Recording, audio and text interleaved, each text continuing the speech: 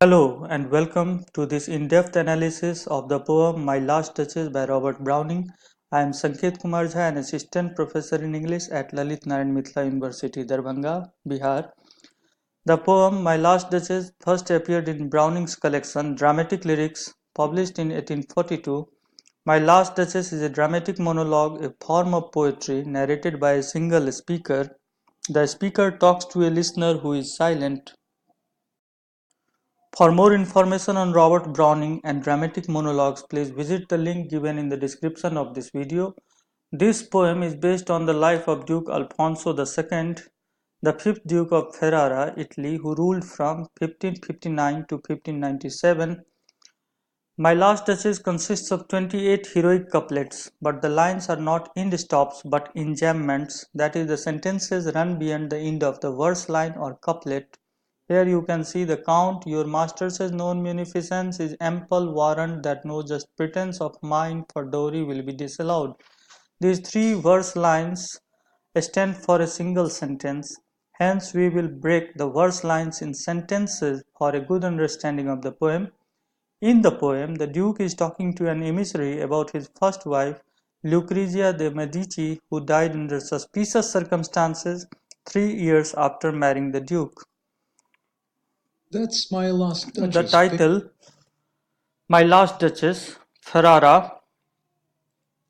From the title we learn two things. The speaker is the Duke himself. He is talking about his Duchess. But the term last raises suspicions. Why does the Duke call her his last Duchess? Does he change Duchess frequently? In fact, the title is ironic because the dead mistress is not his last lady, as he is going to marry again. Irony is a figure of speech in which words are used in such a way that their intended meaning is different from the actual meaning of the words. Ferrara is a city in Italy famous for exporting marbles. That's my last Duchess painted on the wall, looking as if she were alive. In these lines, the Duke points at a lifelike portrait of his last Duchess that is painted on the wall. He says that the painting is as lively as the Duchess was when she was alive, hence there is use of simile here. Two things are clear: the Duke has lost his wife, he is showing her portrait to someone. At this point we feel sympathy for the dead woman. Later in the poem we will learn that an emissary has visited the Duke with a marriage proposal. The Duke craftily walks him through to create an impression about him. In this poem, Robert Browning has created an atmosphere. The Duke is standing beside the picture of his last Duchess. An emissary has come with a marriage proposal, and this is the eavesdropper, the poet or the reader who listens secretly to what these two persons are talking. I call that piece a wonder now. Fra Pandolf's hands worked busily a day, and there she stands. Will't please you sit and look at her? Here the Duke calls the painting a wonderful creation. He adds, it took Friar Pandolf one complete day to paint it. But the question arises, why did the Duke allow a single day for the painting? He asks his listener politely to sit down and examine the painting, but the politeness appears superficial. Here the Duke is trying to present himself a cultured gentleman, a lover of art, but phrases like piece of wonder and busily a day seem to be full of scorn. The use of the word you makes it clear that the Duke is addressing a listener present with him.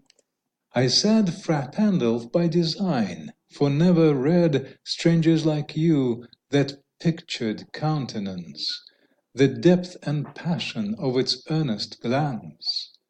But to myself they turned, since none puts by the curtain I have drawn for you but I, and seemed as they would ask me, if they durst, how such a glance came there. So not the first are you to turn and ask thus. The Duke says that he mentioned Pandolf on purpose or by design to suggest that Fra Pandolf is well known. He stresses that every stranger who views the painting wants to ask him how the painter put so much depth and passion into the painting and what excited the Duchess to cast such a glance when her painting was in progress.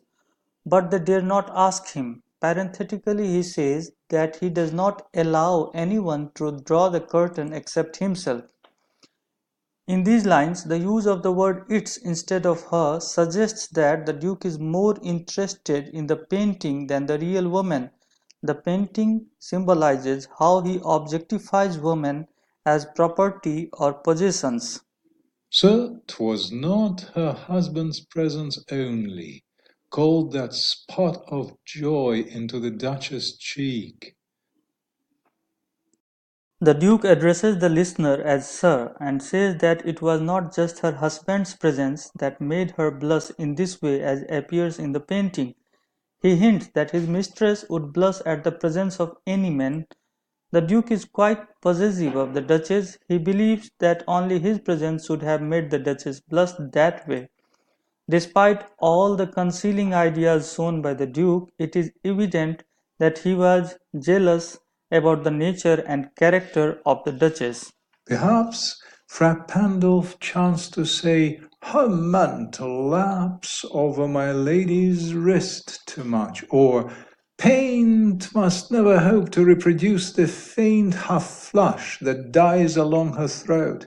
Such stuff was courtesy, she thought, and cause enough for calling up that spot of joy.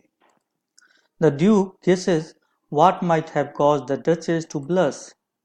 Fra Pandolf might have told her that her shawl covered her wrist too much, or he might have complimented her by saying that the half-flush along her throat was beyond the reach of painting. The Duke thinks the Duchess would have deemed such comments as courtesy and would have blushed. The Duke suspects the nature and character of the Duchess without having any proof. He believes that her blushing was a decision, not an involuntary physical reaction. She had a heart, how shall I say, too soon made glad, too easily impressed. She liked whate'er she looked on, and her looks went everywhere. The Duke complains that her heart was innocent and she was impressed and delighted very soon. She liked everything she saw. Another way of looking at it is that she was not serious enough. She did not save her spot of joy for the Duke alone. The Duke complains about her features that are considered as virtues. The Duchess is not unfaithful, but a woman with simple philosophy, enjoy the life and the surroundings. She is not the discriminating snob that the Duke wants her to be. Here there is hyperbole. She looked on and her looks went everywhere. This is an exaggerated statement. Sir, 'twas all one.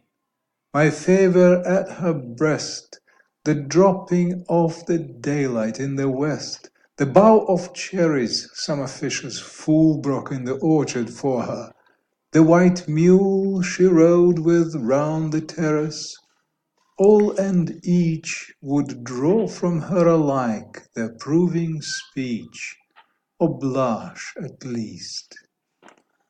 She thanked him, or blushed at least, the Duke says, when the Duke gifted her a piece of jewelry.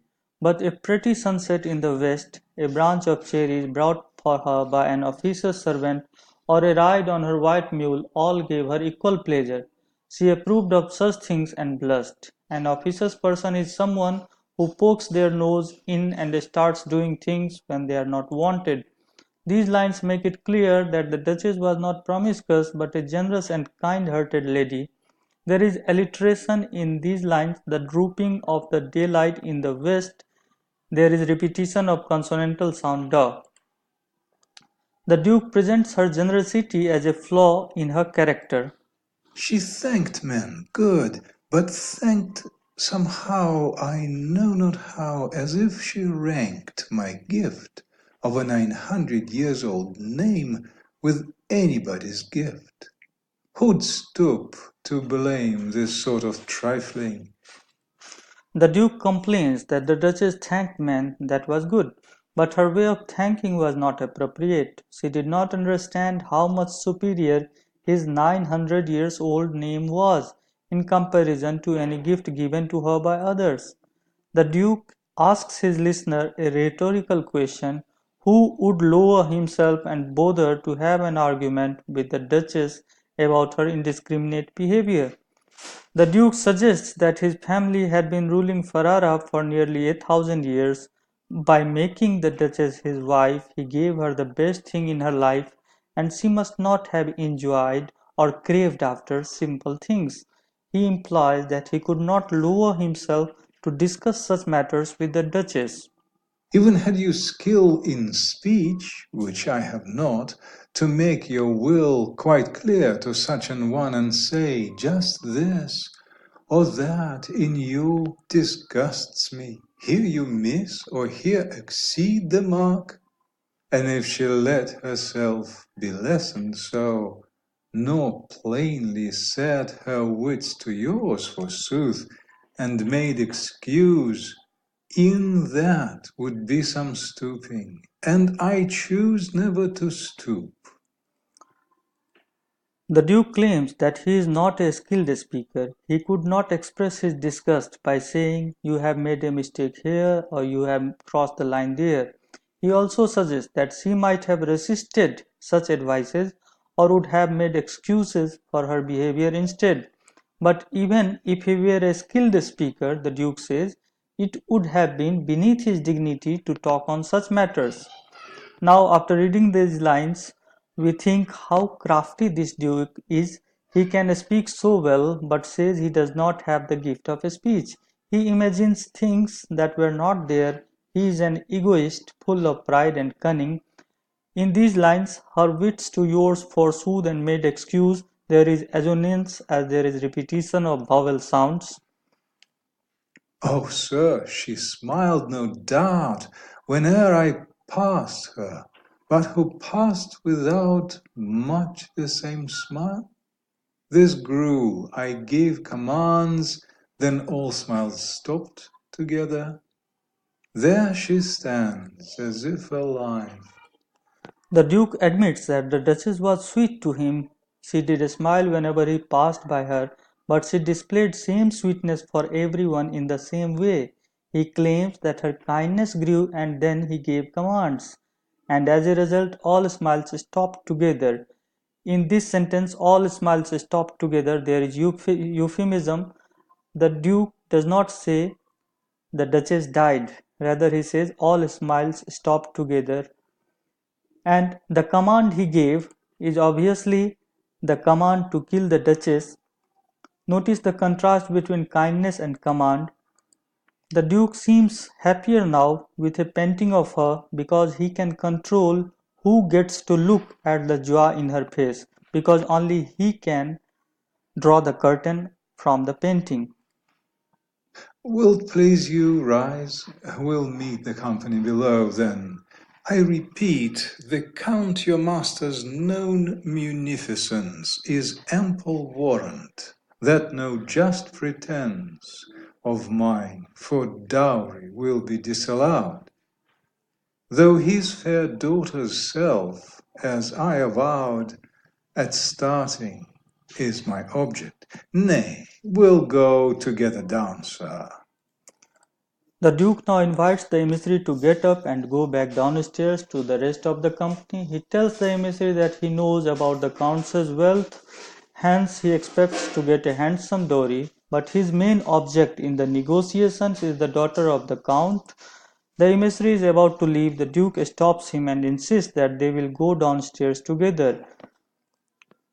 Notice a Neptune, though, taming a seahorse, thought a rarity, which Claus of Innsbruck cast in bronze for me.